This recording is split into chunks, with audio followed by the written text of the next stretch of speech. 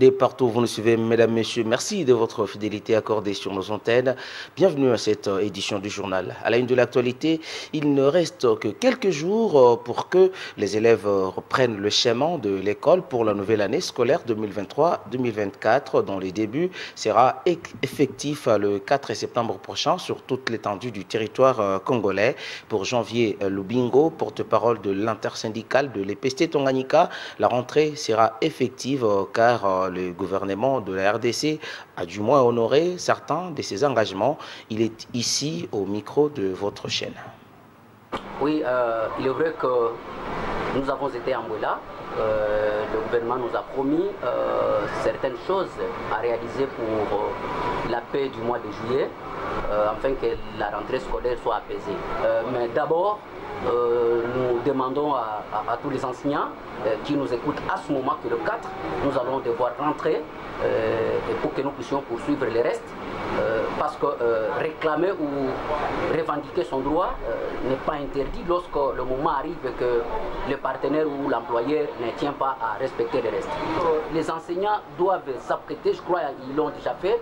Depuis le 24, les enseignants ont repris le chemin de l'école parce qu'ils ont été dans leurs écoles pour reprendre le service. Les enseignants, les corps enseignants ont repris le service depuis le 24. Et je crois que tous ces jours aussi, les enseignants sont en train de partir à l'école. Et officiellement, le 4 septembre, nous serons à l'école, certains avant midi et certains d'autres après-midi, pour enseigner les élèves. Aux parents et d'élèves, je leur demande d'envoyer les enfants massivement le 4 septembre dans les écoles et que chaque parent s'apprête déjà à respecter les conditions d'inscription. C'est-à-dire, quand je parle des conditions d'inscription, ce n'est pas payer ou faire les tests, mais plutôt c'est peut-être préparer les cahiers, préparer les uniformes, d'autres matériels nécessaires pour que l'enfant se retrouve le 4 à l'école à l'aise. Il s'est tenu le vendredi 25 août dernier une assemblée générale organisée par le syndicat des professionnels et administratifs de la santé de la province du Tanganyika, à l'issue de laquelle ils ont amorcé une grève généralisée car plusieurs de leurs revendications n'ont toujours pas trouvé d'issue positive au niveau de la province. L'autorité provinciale a promis aux syndicalistes qu'elle trouverait une solution lors de son retour à Kalemi. Niembo Taylor nous donne plus de détails au micro de Céline Seloa Kolongo. Nous avons pris la grève le 23 de ce mois et sur l'ensemble de la province du Tanganyika.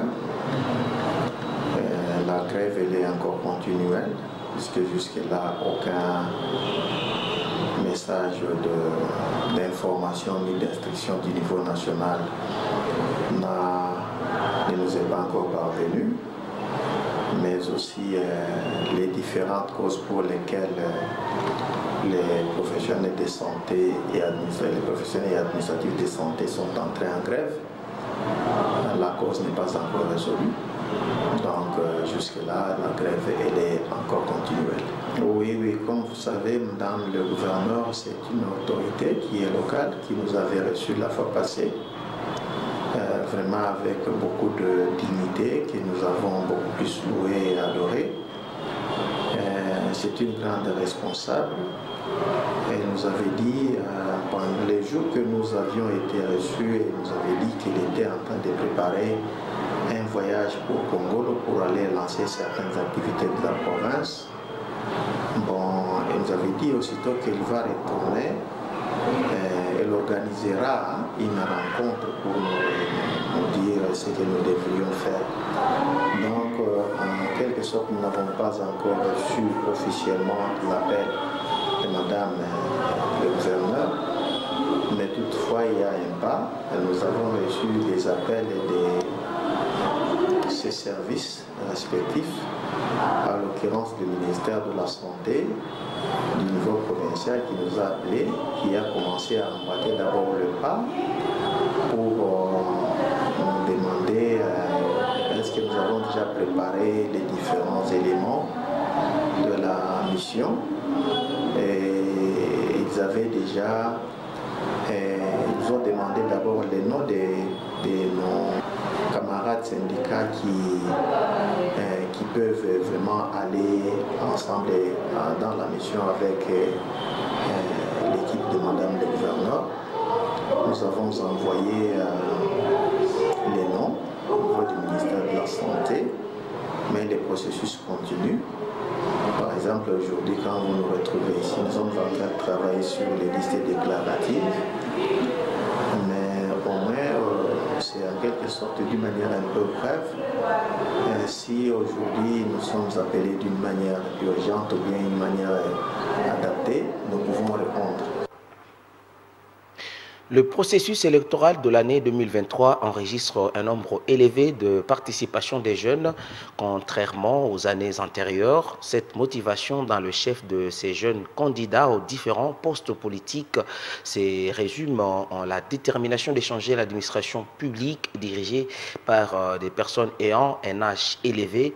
Nous avons retrouvé sur notre chemin plutôt 2 candidats aux différents postes qui se sont exprimés au micro de votre chaîne. Suivez ici respectivement Modeste Kamona, candidat au poste de conseiller municipal, et Charles Makoua Dubois, candidat au poste de député provincial. Par là, 2 analyses. La première analyse, c'est que c'est une bonne chose quand il y a un tel engouement de la part des jeunes à s'engager dans le milieu politique pour pouvoir améliorer la situation catastrophique que nous sommes en train de vivre. C'est une très bonne chose. Donc, j'exhorte et j'encourage les jeunes que nous sommes à nous engager dans ces milieux-là politiques pour pouvoir changer les choses. Et il y a des jeunes qui se reconnaissent dans cet idéal-là. Ça, c'est une bonne chose.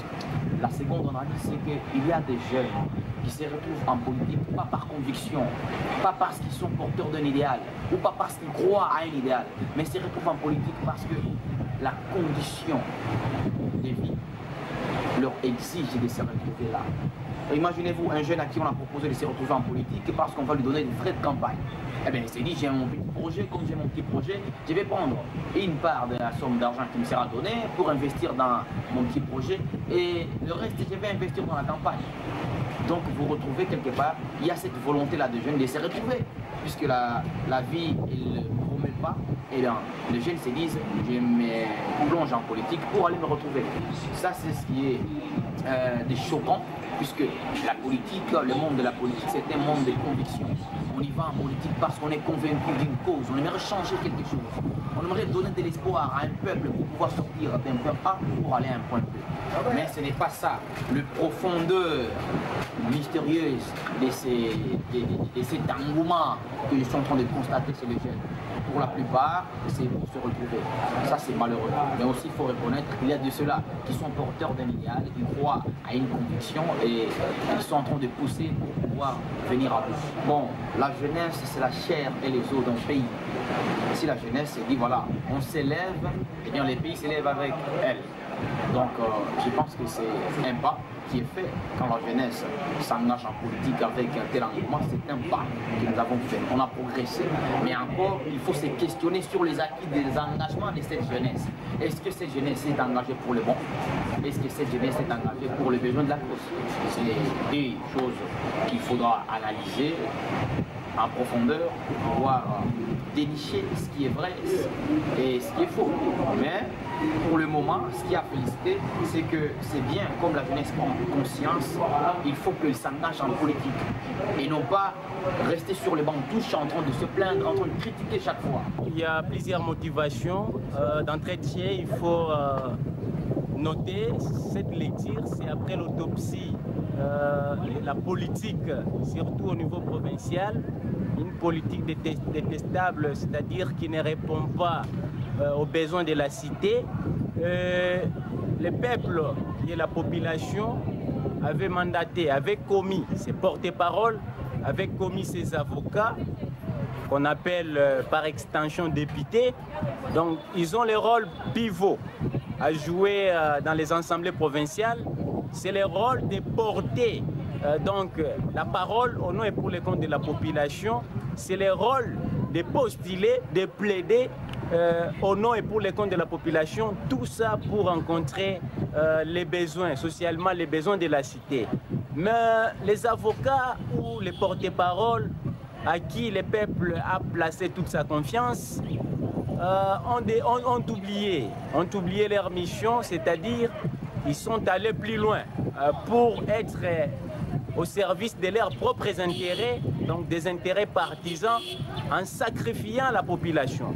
Raison pour laquelle aujourd'hui la jeunesse qui est l'espoir d'aujourd'hui, parce que demain c'est loin, a jugé utile de briser au fait la manipulation, de briser, de rompre aussi toutes les faiblesses, parce qu'elle est capable d'exceller et de hisser la province au développement, de hisser la province au paradis.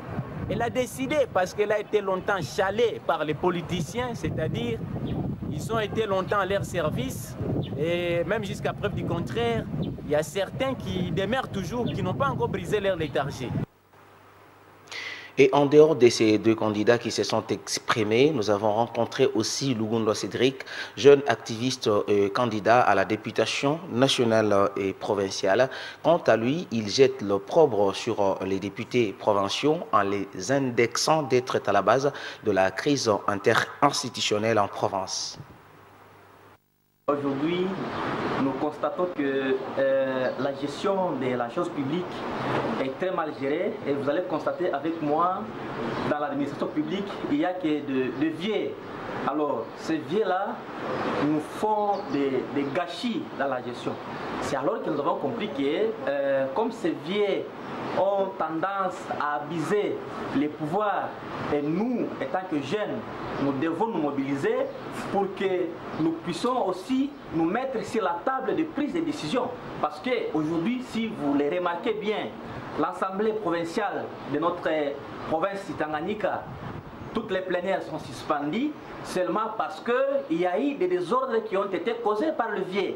Et pour que cette situation s'améliore, il fallait que la jeunesse se donne ou ait le courage de participer aussi à la gestion de la chose publique. Alors, pour éviter à tout ça, il fallait que la jeunesse se donne, il fallait que la jeunesse participe aussi aux élections pour qu'elle participe aussi à la prise de décision. Avant d'abord d'arriver à la prise de décision, il fallait d'abord commencer par postuler. Il y a eu le calendrier électoral qui a été lancé par la CENI, et je crois que la plupart de nos jeunes ont participé à ces élections, donc ont participé au dépôt des candidatures. Dès lors que le dépôt est passé, et alors il est temps maintenant qu'on puisse passer aux élections. Et les élections sont prévues au mois de décembre. Dès lors qu'il y a élection, c'est alors que la jeunesse doit choisir leurs collègues. Parce que si aujourd'hui la chose publique est gérée par nous, les jeunes, et vous allez voir qu'il y aura beaucoup de choses qui vont changer. Il y aura vraiment un changement à tous les niveaux. Mesdames, Messieurs, ce journal se poursuit autre chose à présent. La Commission nationale de prévention routière, CNPR Tanganyika, que chapeaute M. Jérôme Dabangui, se dit déterminé à assurer la sécurité des élèves à partir du 4 septembre prochain, jour de la rentrée scolaire. À l'en croire, grâce au déploiement de plusieurs agents sur terrain, même les piétons seront aussi sous cette surveillance. Le patron, bien sûr, de la CNPR Tanganyika a, durant cette même interview, affirmé qu'il a déjà vu l'IPP de la province du Tanganyika pour renforcer la capacité des élèves de différents établissements scolaires dans la ville. La CNPR, à son sein, fonctionne avec une brigade de sécurité routière qui est formée de certains agents qui seront déployés à son temps, surtout pendant les heures de pointe, donc matinalement à 12h et à 17h à la sortie, pour faciliter la traversée des enfants au lieu estudiantin. Nous sommes appelés à le faire parce qu'il s'agit de l'une de nos attributions. Être prêt, ça veut dire que les agents sont là ou pas. Bien sûr que les agents sont là et ils seront déployés et ils seront visibles sur la voie publique. Certainement que nous sommes prêts et nous sommes là pour ça. Nous avons ciblé certains endroits dans ces endroits, il n'y a pas que le boulevard Lumumba, il y a plusieurs sites, plusieurs endroits là où les agents seront déployés. Nous avons même mis à échanger d'ailleurs dernièrement avec l'inspecteur principal et provincial, donc l'IPP, quand ils ont terminé leur promo scolaire. Et c'est parce qu'il y a un déplacement pour Moba, mais ça ne peut pas nous empêcher de poser nos actes sur la voie publique pour l'intérêt de nos enfants, de la population, pour limiter tant soit peu le nombre de cas d'accidents qui peuvent survenir lors de la rentrée où il y aura afflux de la population sur la voie publique. Parlons sport. Après plusieurs mois de vacances et quelques jours depuis son retour à Kalemi, enfin, l'entraîneur franco-tunisien du FC Tanganyika, Saber Ben Djabria, s'est livré en exclusivité au micro de la RTGT. Dans cette interview dont l'intégralité est à retrouver sur notre page Facebook, l'entraîneur de 52 ans est revenu sur la saison dernière tout en soulignant les ambitions du club lors de la saison 2023-2024. Il est ici, il s'est entretenu, voilà, j'y arrive avec Dieudonné Balanga Hardy. Donc, comme tout entraîneur, on a des ambitions, c'est d'accéder en Ligue 1, donc qui n'a pas été fait l'année dernière. Donc, on a fait tout le boulot. Et après, à part ça, nous avons vu qu'il y a eu beaucoup de problèmes au niveau de la ligne à foot. À chaque fois, ils essayaient de faire montrer 4 clubs, après ils descendaient les 4 clubs, donc jusqu'à la dernière minute, donc on a su qu'on restait en Ligue 2. Donc nos ambitions, c'est de retourner en Ligue 1. Le boulot de ce qu'on a fait l'année dernière, il faut le refaire maintenant cette année. Donc on a débuté l'année dernière en tant qu'outsider. Donc personne ne connaissait le FC Tanganyika. Et maintenant, on va débuter cette saison en tant que favori. Nous savons que nous sommes l'équipe à battre cette année, donc on va mettre les bouchées doubles pour travailler encore plus et pour honorer le blason du FC Tanganyika en Ligue 1. Exactement, Diodo. Donc comme toute équipe, il y a l'ossature qu'on ne change pas, quoi. Ça est la colonne vertébrale de l'équipe. Donc on a toujours cette conviction de ne pas changer une équipe qui gagne, mais on va renforcer avec des plans bien précis, c'est-à-dire que des recrutements ciblés qu'on va faire avec ce qu'on a, où il y a des petites défaillances au niveau logistique et au niveau placement et replacement.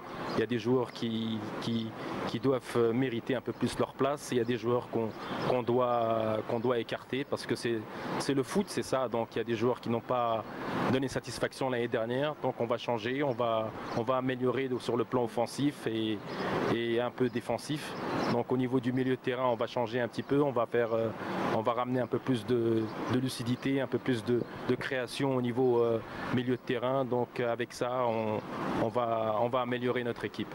C'est normal, hein, imaginez avec les fonds que le président a mis pour accéder en Ligue 1, c'est-à-dire qu'il nous a donné tout ce qu'on avait besoin pour aller faire ce championnat. Donc imaginez qu'on a été déçus, c'est-à-dire qu'on a travaillé à fond, on a bossé, on a gagné, on a mérité notre place en Ligue 1. Et avec tout ça, on n'est pas en Ligue 1, donc on doit faire avec, donc on doit bosser et mettre les bouchées doubles pour l'année prochaine. Exactement, donc comme tu sais, il y a un petit problème au niveau du stade ici à Kalemi. Donc on a fait notre programme, donc on va faire cette semaine-là, comme c'est un plan justement physique, c'est sur le plan physique notamment, donc on va se baser cette semaine-là sur le physique pur, et la semaine prochaine normalement on sera dans un stage, c'est-à-dire que le président nous a donné le feu vert, nous a donné son aval, il nous a donné carte blanche pour tout stage dans n'importe quel pays. Donc on est prêt, on va choisir, on va bien programmer tout ça, donc on va pas faire d'erreur, donc on va faire un stage, je te le dirai dans les prochaines heures. La destination. Et pour terminer, la plupart des journaux parus ce mercredi à Kinshasa ont focalisé leur une sur la CENI qui a convoqué au 1er septembre prochain l'électorat pour la présidentielle.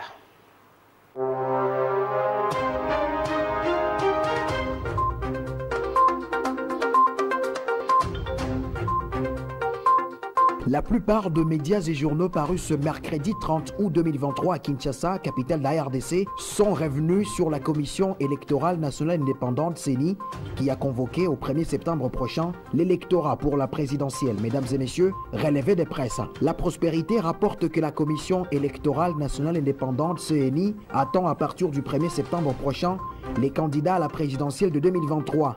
Décidément, constate ce quotidien, le compte à rebours a commencé. Selon ces tabloïds, c'est ce vendredi 1er septembre qu'en principe que la CENI va enfin lancer l'appel à candidature pour ceux qui, au-delà de certaines revendications résiduelles autour du fichier ou encore des tant d'autres préalables, vont finalement postuler à la présidentielle du 20 décembre 2023. Ces rendez-vous, ainsi rappelés à maintes reprises, indiquent que ce portail a été une fois de plus confirmé dernièrement dans un tout nouveau communiqué de cette même institution d'appui à la démocratie. Déjà, signale ce journal, par la même occasion, la CENI a également rappelé les chronogrammes de l'essentiel du déroulement des opérations en vue de la concrétisation de la tenue des élections ces jours-là, conformément à ce calendrier qui, faut-il le rappeler, avait été publié depuis le mois de novembre 2022.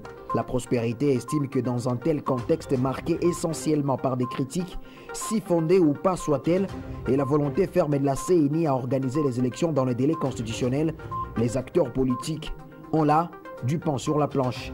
L'avenir qui cite un communiqué de la CENI qui précise que le bureau de réception et traitement des candidatures BRTC qui sera ouvert et opérationnel du 9 septembre au 8 octobre 2023 de 8h30 à 16h30, heure pour l'élection présidentielle. Dans le même communiqué, souligne ce quotidien, la CENI rappelle que la circonscription électorale pour l'élection du président de la République est le territoire national, et ce, conformément à l'article 100 de la loi électorale.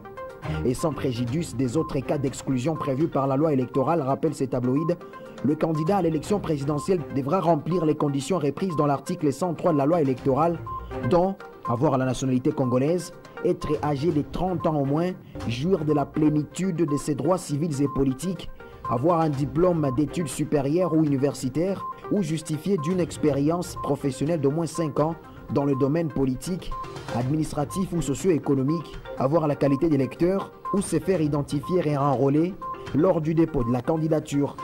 Entre-temps, Congo Nouveau émet des doutes sur la tenue de la présidentielle au délai constitutionnel. Pour justifier ces doutes, cet hebdomadaire revient sur le président de la CENI, Denis Kadima, qui, lors d'une conférence de presse tenue il y a quelques mois, avait promis que son institution allait tout mettre en œuvre pour organiser les prochaines élections dans le délai.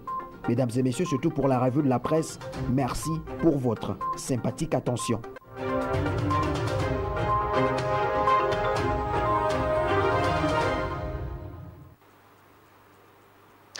Mesdames, Messieurs, faites confiance en ce que vous sentez et jamais en ce que l'on vous dit. Castro Kalenda a été à la manette technique. Merci à vous de nous avoir suivis et surtout à nos équipes de rédaction. Restez pour la suite de notre programme. Je vous retrouve pour une nouvelle édition la semaine prochaine. À très bientôt. Merci.